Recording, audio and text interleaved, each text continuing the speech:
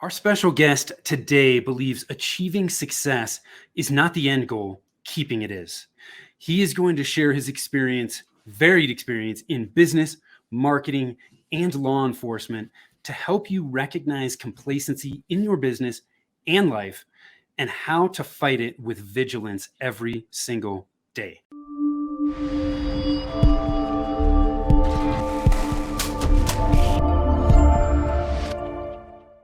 Hi, I am Tim Fitzpatrick with Rialto Marketing, where we believe marketing shouldn't be difficult. All you need is the right plan. I want to thank you so much for taking the time to tune in. I am really excited to have Len Herstein, who is the author of Be Vigilant, with me today. Len, welcome, and thanks so much for taking the time. Thanks, Tim. Great to be here. Yeah, I'm looking forward to digging into this. Before we do that, I want to ask you some rapid fire questions. Just help us get to know you a little bit. You good to jump in with both feet? Absolutely. Let's go. When you're not working, how do you like to spend your time? I actually enjoy playing poker. I like playing. If I'm not with my family or working, I like to try and play some poker.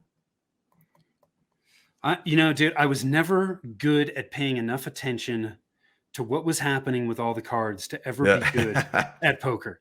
I like to play with guys like you. Yeah, exactly. Take my money. That's why I don't play. What's your hidden talent? It's funny, and we'll get into the law enforcement stuff, but I had no idea about this till I got into law enforcement, but I have like a dog's nose for certain scents, and I can pick up the smell of alcohol or the smell of marijuana from like a mile away. I had no idea. Well, in law enforcement, that is a very good talent to have. Yeah. What's the best piece of advice you've ever been given? I think the best piece of advice came from a speaker I've worked with. His name is Bruce Turkel, and he talks about this concept of all about them and thinking about making sure that everything you're doing in business and marketing is about them and not about you, right? And if you keep that mindset at the forefront, more often than not, you'll make the right decision. What's one thing about you that surprises people? Mostly that I'm a cop. Yeah. That surprises people for sure. What does success mean to you? It's interesting because my whole thing is about success and keeping it. I think people get confused that success means you always have to be striving for more and being more and more successful. To me, success is different for everybody. But what it's really about is finding your spot where you're happy and content and healthy and just, well all the way around. Yeah. Where's your happy place? I love being on the beach. I love the ocean. I love the water. So that's, when we get time and we can do stuff like that, I love being on the beach. But you were in Colorado, like down the street from me. How did you end up in Colorado and you love the beach? Well, my wife loves the mountains. Okay. Yeah. And okay. There we go.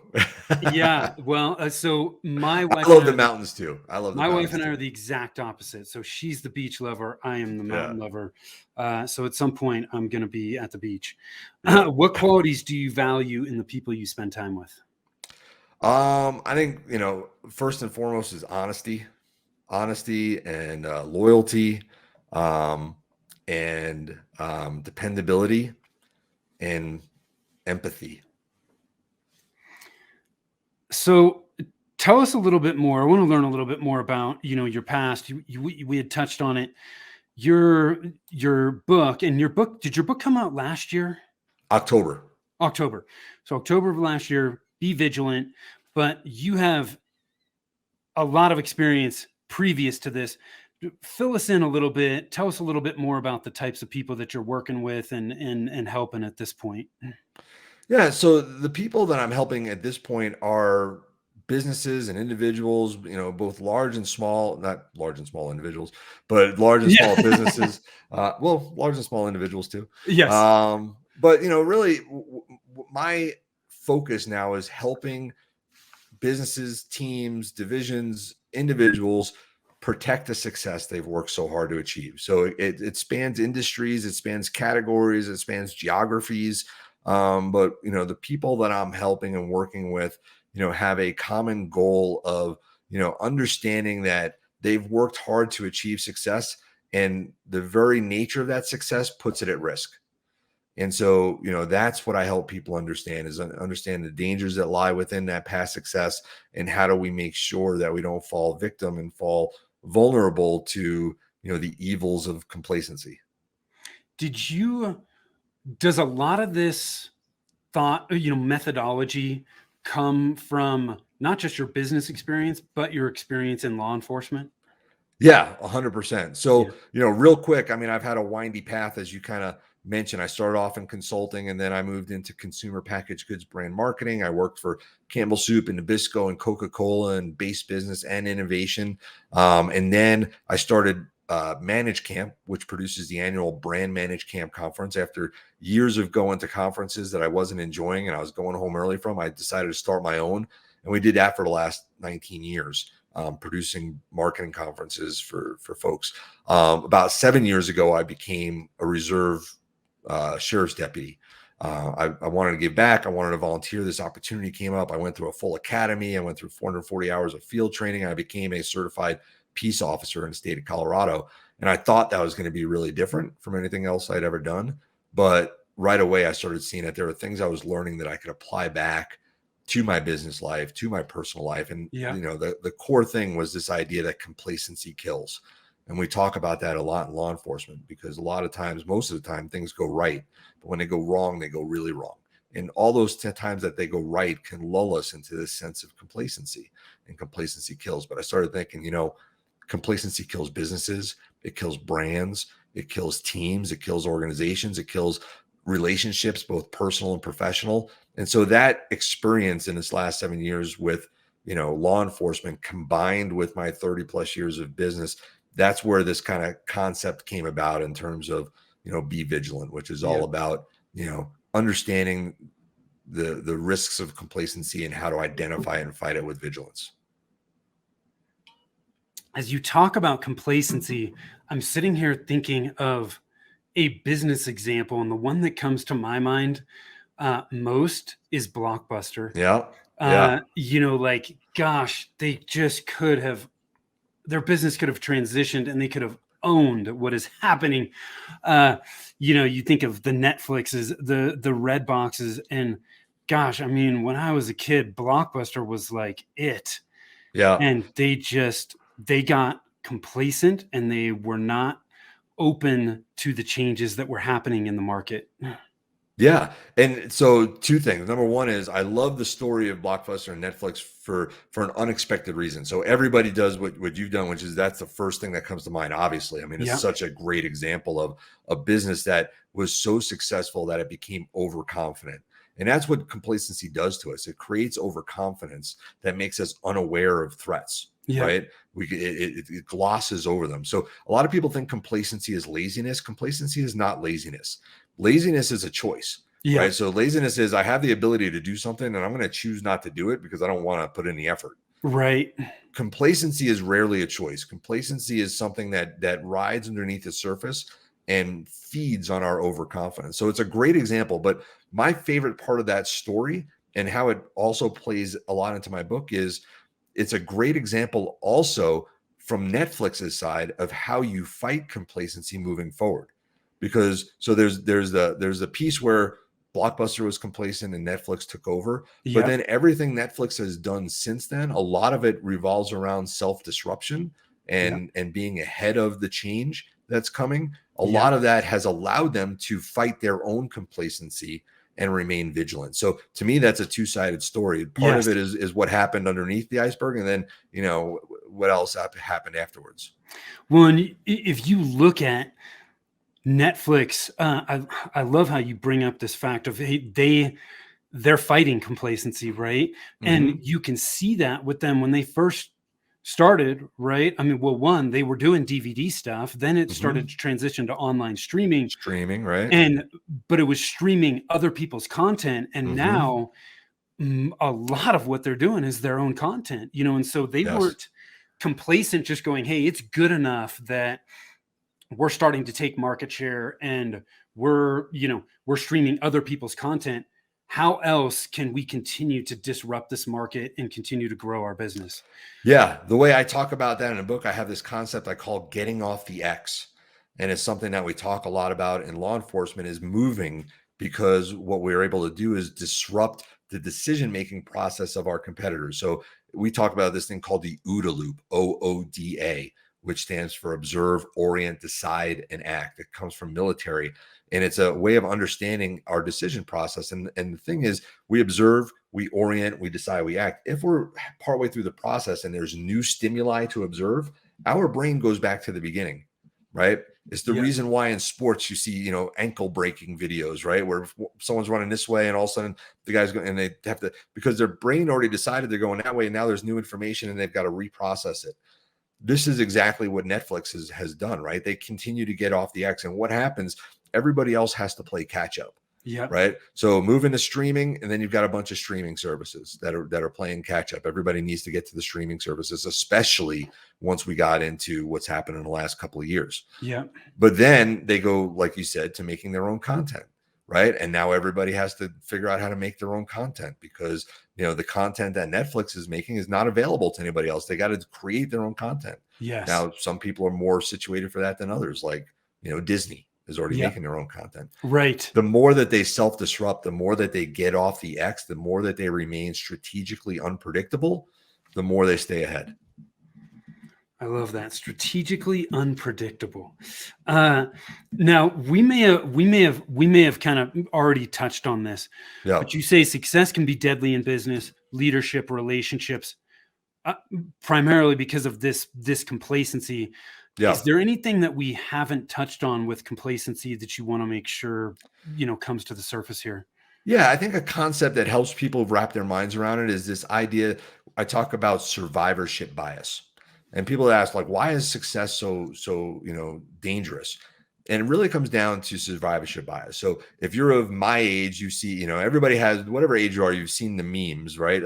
I survived, trying to, like for me, it'd be like I survived lead paint and riding around in a station wagon backwards with no seatbelt and, smoking cigarettes and this and that, right? Click like if you did too. Well, the reality is, if you did not survive any of those things, you are not around to click like, right? So the only people that are around to click like are the ones who made it through to the other side.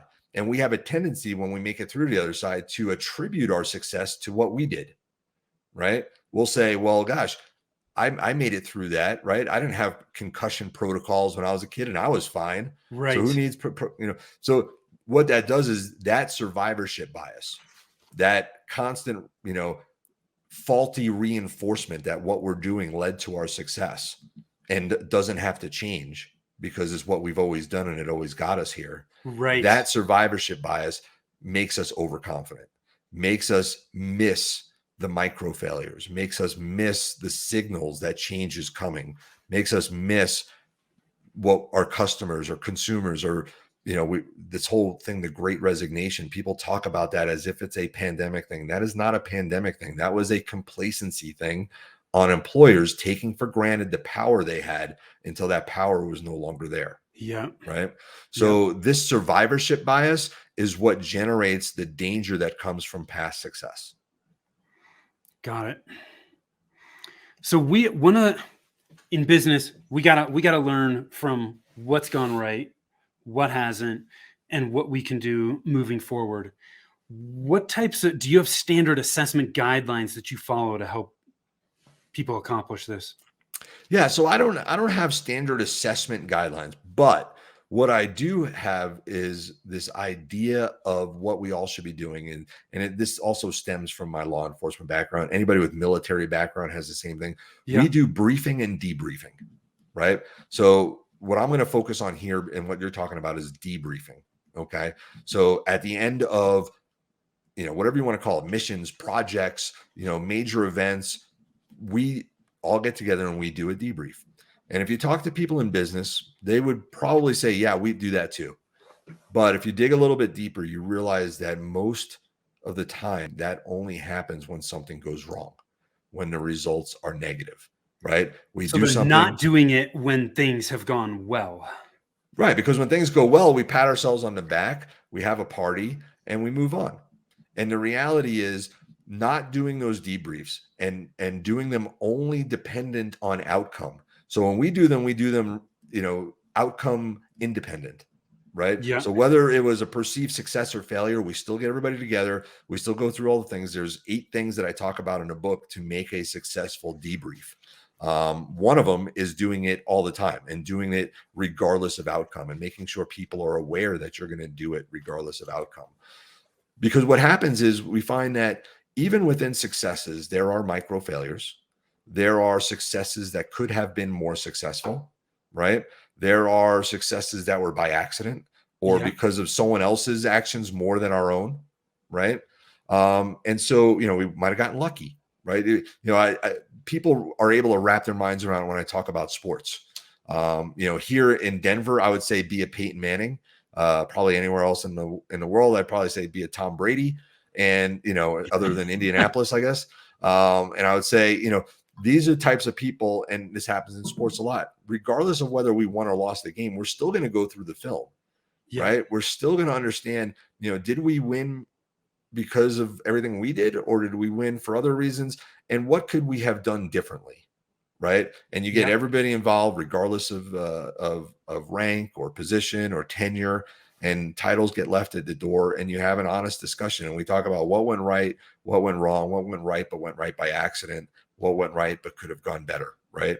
And we talk about those things. And so it's not necessarily about here's the specific metrics, it's going to be different for everybody. But the process of going through that, number one, just by everybody knowing that you're going to go through it, makes everyone more aware. And so, one of the things I talk about is when I talk about complacency, sometimes people get a little nervous. They're like, well, what's the opposite of complacency? Paranoia? Like, I don't want to be looking over my shoulder all the time. Right. Like that doesn't sound fun. And I reassure them, I say the opposite of complacency is not paranoia, it's vigilance. And the difference is paranoia is based in fear, and vigilance is based in awareness. It's about being intentional and present and aware. And that's what I teach people, because this is not something that has to become a burden or scary or depressing. This is just something that we can build into our processes to make sure that we are creating the situation that allows us to be most aware. So let me make sure I got this right. Paranoia based in fear, vigilance is based in awareness. Correct. Got it.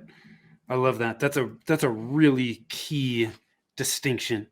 Because it's only when we're aware of things that we can actually take action on them.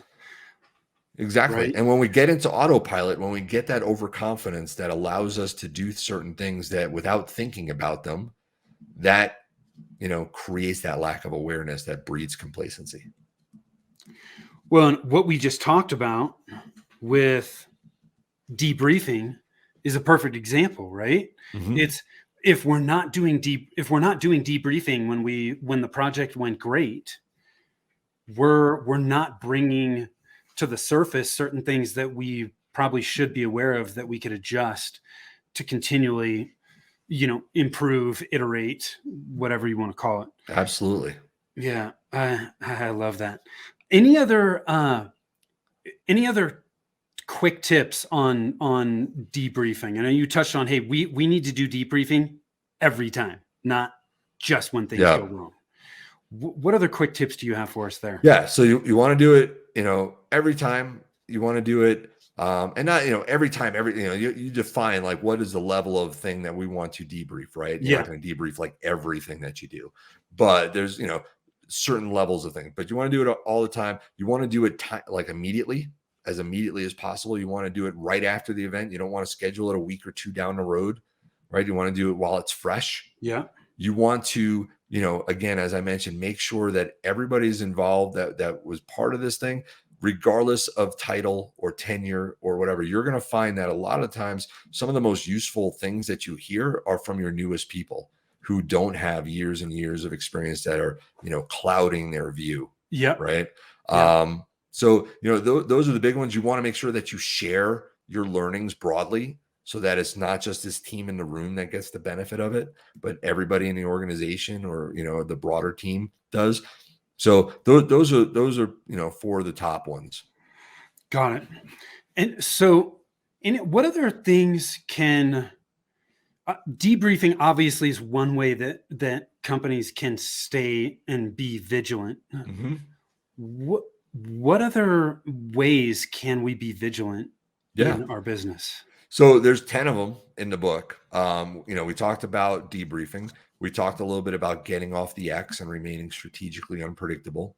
One of the other ones that I talk about is this idea of threat awareness, is really having someone or some people within the organization or team or whatever it is whose job it is to remain threat aware, to have that 360-degree view to see where those next threats are coming from. If you're in the solar industry, and you were used to selling door to door in flea markets or by phone or whatever, and you knew that your competitors were these three other local solar companies. Did you see Tesla, right, coming in and kind of changing what this industry is all about, right? Or did you get so, laser focused that all you saw was your two or three competitors that you're used to? And that's the same in any business. We can get into that habit where we're doing our yearly plans. It's time for our yearly plans. And so we get together and we have our same competitors that we look at and we do our SWOT analysis, but we're not really keeping that constant lookout for what are the things that we need to be aware of? Where is the change coming from any of our constituents, whether it be our employees or our customers or our vendors or our partners or the government or the economy or the environment. These are all things that we have to be aware of. So threat awareness is another one. Another one that I think is really super important is being able to articulate the why. So, what I talk about, and this is, directly learned from law enforcement, and we know what's happened in the last decade in law enforcement. There's been a lot of talk about this idea of like, we have to be able to, articulate, why are we doing what we're doing? Why are we making that stop? Why are we talking to that person? Why do we do this? Why do we do that? It's the same in business. If you find that you've accumulated enough power where your answer to the why, if you're truly being honest, is because we can, or because we said so, or because we've always done it that way, those are real good clues that you're being complacent, right? Yeah. Your why has to be drawn back to another thing I talk about, which is your purpose. Really understanding your purpose and having everybody in the organization understand your purpose. And your purpose isn't to make money. Like, that's not the purpose. The purpose is what is your role in this world? What are you trying to accomplish? What value do you bring? And if everybody understands what your true purpose is, then when you ask, why are we doing this? Why are we doing that? You can come up with articulated reasons that tie back to your purpose, right? If it's like, well, we're going to have all our employees come back and work in the office. Well, why? Well, because that's what we do, right? We work in an office. We've Yeah. always worked in an office. Like, I need everybody to work in the office. But why? You have to almost be like a child, right? Well, why are we doing that? Yeah. Is it the best thing for our employees? Is it the best thing for our business? Is it the best thing for anybody? Yeah. What is the why? If you can't articulate the why, it's a good sign that you're being complacent. One of the I want to pull out something you said here because I hear this all the time. And to me, this is a sign that we are being complacent if we're saying, well, we're doing it this way because it's the way we've always done it. Mm-hmm. Are there other statements that people make that are a really good sign that they're in a place of complacency? Yeah, like the biggest one is because we can. Okay. Right. So why are you charging that price to your customer? Well, because we can, because they'll pay it. Right. Why, do you, if you're an airline, before all this stuff happened, why do you have to pay an inordinate change fee? Right. If you've got seats on the plane and it doesn't reflect the cost of actually what's going on. Well, because we can, right? Why, if you were changing your cell phone plan, did you have to pay an exit fee of hundreds of dollars to get out of your contract? Because they could, right? Yes. You didn't have a choice. Those are not good reasons. Those are Right. reasons that work in the short term until the person that you have a power over, you no longer have power over them. I equate it to your children, right? Yeah. You can say because I said so for a long time until they realize that no, that doesn't work for me, right? Yeah. I don't have to listen to you anymore. Well, as long as they don't, whenever they don't have to listen to you anymore, you need a better why. And if you wait until that time, there's all sorts of other things that go along with it. A lack of trust, a lack of, loyalty, a lack of other things when you abuse that power of the why. And that Yeah. all gets back to accountability and transparency, which is a couple other things that I talk about in the book, and the importance of that. Got it. I want to talk about metrics a little bit. Yeah. You and I both know in marketing, there are a ton of metrics. A lot of them don't mean a darn thing. They just confuse people. In your book, you touch on using the right metrics and the right way to gauge performance and curb overconfidence. Can you touch on this a little bit and break that down? Yeah. So, it's funny because metrics are, the rationale behind metrics is to inform us and make us more aware. But what they do oftentimes is they have a tendency to lead to our overconfidence if we use them incorrectly. So the way I talk about in a book and how it relates back to my law enforcement experience is just because you don't see blood doesn't mean there's no bleeding, right? So if I was to come up on somebody who, didn't appear to have any, injuries, but something's going on and there's no blood coming out, and I just assume they're okay and ignore the fact that there could be internal bleeding that I can't see, right? I'm using the wrong metrics, right? I'm using the wrong metrics to make that decision, what makes me unaware of the potential dangers. And it happens in business all the time, right? So there's three main ways that we use metrics incorrectly that'll lead us down the wrong path. One of them is that we use what Eric Ries would call vanity metrics. Yes. So these are metrics that make us feel good, but don't tell us anything real, right? Like, how many clicks we got on an email, or how many, doesn't matter, right? It doesn't matter how many opens you got on your email. If nobody actually went to your website and did anything substantial, those opens don't mean anything. Yep. Right? They're a way to pat yourself on the back and be like, oh, look at the great subject line I did. It doesn't mean anything if you're not tying it back to a metric that really counts. And we do this all the time. We have a lot of vanity metrics. I'm sure you're thinking of some now, and others in the audience are thinking of what metrics are you using right now that make people feel good, but don't really tell you the real story. A second way that we misuse metrics is that we use too many of them. Right? We load them on. We keep loading on. We never drop them off. We always like, here's another metric. Here's another metric. Here's another metric. The more metrics we have, the more it clouds the system. If anybody's read the book, I think Blink by Malcolm Gladwell, he talks about this story with Chicago Hospital back in the day where they were having a hard time figuring out, they were misdiagnosing a lot when people were coming into the emergency room, whether they had, whether they're having a heart attack or not having a heart attack. And the reality is they were looking at a lot of different metrics. They were taking, readings. They were doing this. They were also looking at the person. What age are they? What weight are they? What height are they? What race are they? They were using a lot of metrics in there.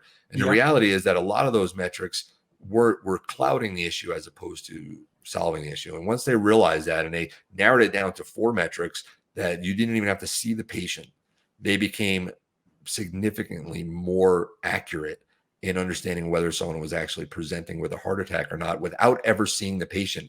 Because those things that they were looking at, well, that patient's overweight. They're probably had nothing to do with it. Had nothing to do with it. Those extra metrics were clouding their judgment. And so it was more efficient, and my guess is it was faster too. Oh yeah. Faster, more efficient, more cost effective. Yeah. All those things, and save people's lives. Yes. Right. Like the most important thing.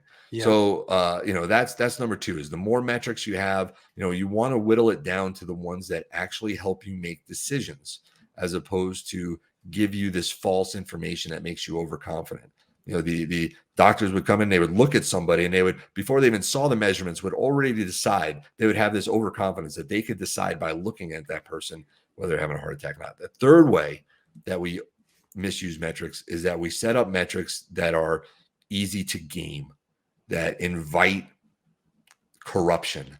It's a strong word, but it happens a lot. And we create, with sales teams, with marketing teams, with whatever, we create metrics that encourage people to game the system to get paid off, because that's how they're being paid, right? So, we want to make their compensation tied to how many sales calls they make. Yeah. Well, that's easy to game, right? That's easy to game. Or you can work things out with clients to do certain things. the story I tell is called, I call it the Cobra effect. And basically in colonial India, they had a cobra problem, and they offered a bounty for people to, for every dead cobra that they brought in or every cobra that they caught. Well, what the enterprising people of India did is they started breeding cobras, right? They started breeding cobras so that they could then get the bounty for the Yeah. cobra. At the end of the day, they did away with the program. All these bred cobras were released into society, and they ended up with a much huger problem than they ever had before because they came up with a metric that was easily gamed. Yeah.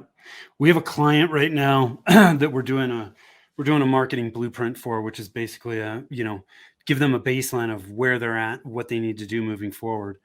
And exact same thing.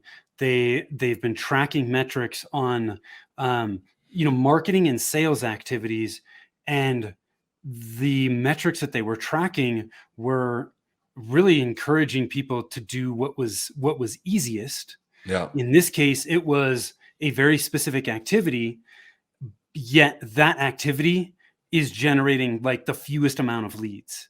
Yeah. And It happens, right? yeah, It happens. and We've seen it in education, right? When they started moving towards, schools funding from the state was tied to tests, right? Standardized tests that had to be taken. The schools started teaching to the test. yeah, It wasn't the best thing for the students. It right. wasn't the best thing for anything, but they teach the test, they get better test scores, or they figure out how to manipulate the test scores so that they get more funding. When metrics are set up to encourage gaming, they're gonna lead you down the wrong path, and they're gonna end up giving you the wrong information, a false sense of security, a false sense of overconfidence. How do you ensure that the metrics you use can't be gamed like that? Or is Yeah, I some of this mean, trial and error? you know, a lot of it is trial and error, but I wouldn't say it's trial and error. I would say it is scenario planning, Got it. right? So, a lot of times I like to tell people I don't really believe that there's a thing called unintended consequences. There's just consequences that weren't considered, right? Yeah. And so, someone might look at that Cobra thing and say that was an unintended consequence, right? Or someone might look at schools and what's happened with the testing and say that's an unintended consequences that the kids are being taught to the thing. Or with your thing, it's an unintended Yep. consequence. But these are not, that's a euphemistic way to say we missed it.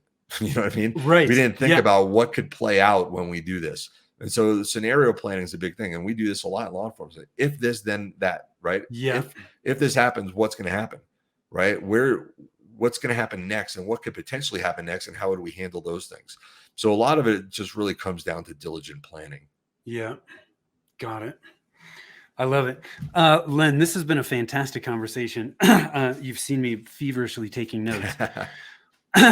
Any last minute thoughts you want to leave us with on being vigilant? And I'm actually going to, for those that are watching, I'm going to put your book up on the screen here. Your book is Be Vigilant. What thoughts you want to leave us with, Len? Yeah, the main thought that I think, is what drives it home for me is that success is not the end goal. Keeping it is. Yeah. And so there's a lot of advice out there. There's a lot of stuff out there about how to become successful. There's not a lot about what to do once you get there. And that's what this is all about. None of this stuff is rocket science. It'll immediately make sense to you. You'll, just like in our conversation right now, you'll immediately start thinking of things in your own life. And again, this is not just professional either. This is personal. This has to do with our relationships in our house, with our friends, with our family. It's easy to get complacent there too. And, you look at, a successful marriage that ends after 20 something years and you question why. A lot of that can be tied back to complacency. And so there's a lot to be learned there, but I think the key point is it's not about the success. It's about keeping it. I love it. Len, thank you so much, man. I really do appreciate it. Where can people learn more about you? Yeah, so my website is lenherstein.com. It's scrolling there on the bottom of the screen. You can get me there, or you can reach out to me directly on LinkedIn. I love it when people do that. It's just going to be Len Herstein on the LinkedIn app. You can find the book on Amazon or Barnes and Noble or Apple Books, or wherever you buy your books. And those are the three best ways.